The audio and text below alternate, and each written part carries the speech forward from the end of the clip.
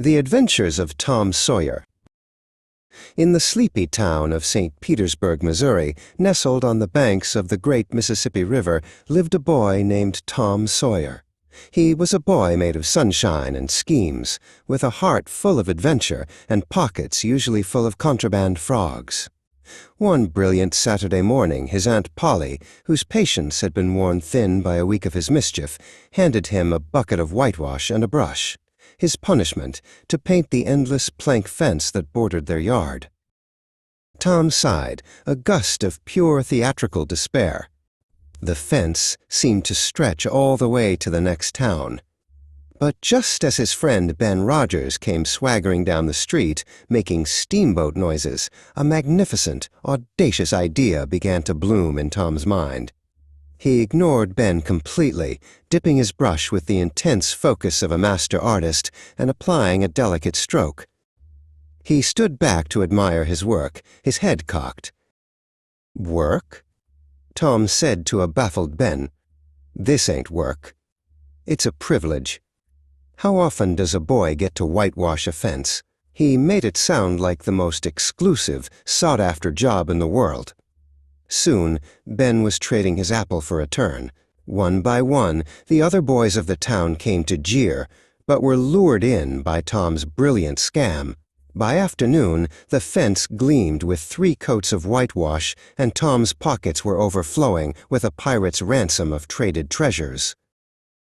The next day at church and then at school, Tom's world was turned upside down by the arrival of a new girl with eyes the color of the summer sky and 2 long golden braids.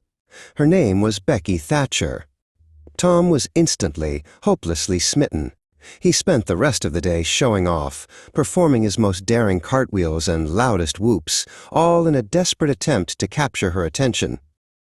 At recess, he sealed the deal by presenting her with a perfect, fuzzy peach. He then convinced Becky to get engaged to him. This, he explained with great solemnity, was a very serious ceremony that involved them hiding behind the schoolhouse and whispering, "I love you," to each other. Becky, captivated by his charm, readily agreed. The engagement was a smashing success, until Tom, giddy with his triumph, let slip the name of his previous fiancée, Amy Lawrence. Becky's face crumpled. "You wicked, wicked boy," she cried, dissolving into tears. The world, which had seemed so bright and full of peaches just moments before, turned gray. Heartbroken and publicly disgraced, Tom saw only one path forward. He would run away. That night, Tom slipped out of his window to meet his friend, Huckleberry Finn. Huck, a boy as wild as the river itself, wore clothes he'd found and answered to no one. He was the town's romantic outcast and the perfect companion for a midnight escape.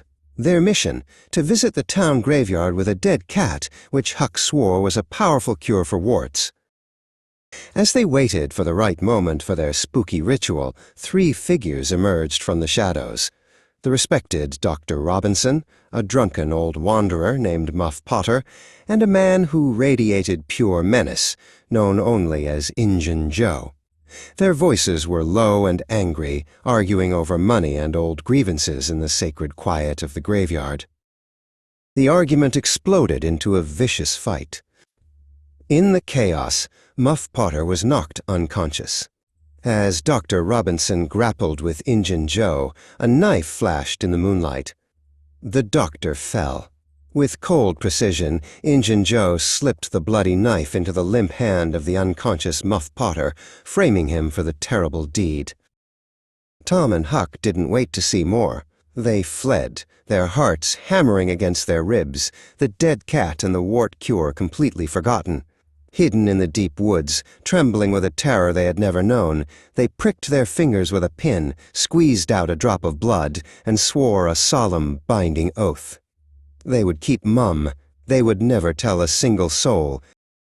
The terrible secret festered in Tom's soul. He felt like an outcast, a lone bearer of a dreadful truth. Convinced that no one could possibly understand, he met with Huck and their mutual friend, the ever-dramatic Joe Harper. They decided to abandon civilization and its troubles, steal a small raft, and begin a new, glorious life as pirates on Jackson's Island. They were Tom Sawyer the Black Avenger, Huck Finn the Red-Handed, and Joe Harper the Terror of the Seas. Their days were a paradise of freedom. They swam whenever they wanted, fished for their dinner, hunted for turtle eggs, and stayed up late telling ghost stories around a crackling campfire, the sparks rising up to join the stars. But after a few days of glorious piracy, a strange melancholy began to set in. Their adventure was interrupted one afternoon by a deep, hollow boom that rolled across the water. A ferry boat was slowly steaming down the river, firing a cannon over the water, a local custom for raising the bodies of the drowned. With a sickening lurch, they understood. The cannon was for them. The whole town thought they had drowned. That night, Tom, driven by a pang of guilt, snuck back to St. Petersburg and crept into his own house. He hid under his bed and listened as his poor Aunt Polly wept, sharing fond, tearful memories of her lost, mischievous boy with Mrs. Harper. Tom returned to the island, not with a heavy heart, but with a plan of pure theatrical genius. The following Sunday, the entire town gathered in the church to mourn the 3 lost boys. As the minister delivered a heartbreaking eulogy, the main doors creaked open, and down the central aisle to the gasps of the congregation walked the 3 dead boys, returned for their own funeral. The town celebrated their miraculous return, but Tom's conscience gave him no peace. Muff Potter had been arrested for the murder, and Tom knew he was innocent. The trial began, and Tom sat in the courtroom, watching in agony as witness after witness unknowingly lied, sealing the fate of the gentle, confused old man. Tom's guilt became a physical weight, too heavy to bear. On the final day of the trial, as the jury prepared to deliver a guilty verdict, Tom Sawyer stood up. He walked, trembling, to the front of the courtroom. "I'll testify," he declared. In a voice that started as a squeak and grew stronger, he told the stunned courtroom what he and Huck had really seen that night. As Tom's voice rang out, and Injun Joe did it, the courtroom erupted into chaos. A figure rose from the back of the crowd. It was Injun Joe. With a roar of pure fury, he launched himself forward, sending people scattering, and crashed through a large window in a shower of glass and splintered wood, vanishing into the street. Summer arrived, and with it, Becky Thatcher's annual picnic. The highlight was an exploration of McDougal's Cave, a vast and bewildering maze of underground passages. Tom and Becky, holding candles, wandered away from the main group, chasing bats and echoes, until they turned a corner and realized with a sickening, cold dread they were hopelessly lost. Days and nights blurred into one long, cold, silent nightmare. Their final candle sputtered and died, plunging them into absolute blackness. While desperately feeling his way down a side passage, Tom saw a distant flicker of light. It briefly illuminated a figure, and Tom's heart stopped.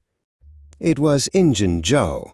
Tom froze, pressing himself into the shadows, not daring to breathe. Later, exhausted and near despair, Tom was exploring yet another passage on his hands and knees when he saw a tiny, blessed speck of daylight. He clawed his way towards it and found a small, hidden opening to the outside world. He and Becky were saved. To prevent anyone from ever getting lost again, Becky's father, Judge Thatcher, ordered the main entrance of the cave to be sealed with a heavy, iron-barred door. A week later, Tom heard the news about the sealed cave. The joy of his rescue curdled into ice in his stomach. The sealed door wasn't just a safety measure, it was a tomb. He ran to find Judge Thatcher. "Injun Joe is in the cave," he cried. A party was hastily assembled. When they opened the heavy door, they found Injun Joe just inside, starved, his knife broken from his frantic attempts to claw his way out. With Injun Joe gone, Tom's fear finally vanished, but his thoughts kept returning to the cave. He remembered seeing the outlaw with a box, He knew Injun Joe's treasure must still be inside. He and Huck decided to go back in, using the secret exit Tom had found. Deep inside the earth, they followed a series of crude crosses Injun Joe had marked on the walls. Beneath a large rock marked with the final cross, they dug with their hands in the damp clay and soon hit the hard wood of a chest. Prying it open, they stared in stunned silence at a breathtaking hoard of glittering gold coins and tarnished silver. They were rich. With grunts and shouts, they heaved the chest out of the cave and dragged it all the way back to town. The boy's story made them legends. The kind-hearted Widow Douglas adopted Huck, determined to civilize him with starched collars and regular bedtimes. Huck found it all terribly uncomfortable, but Tom convinced him to endure it.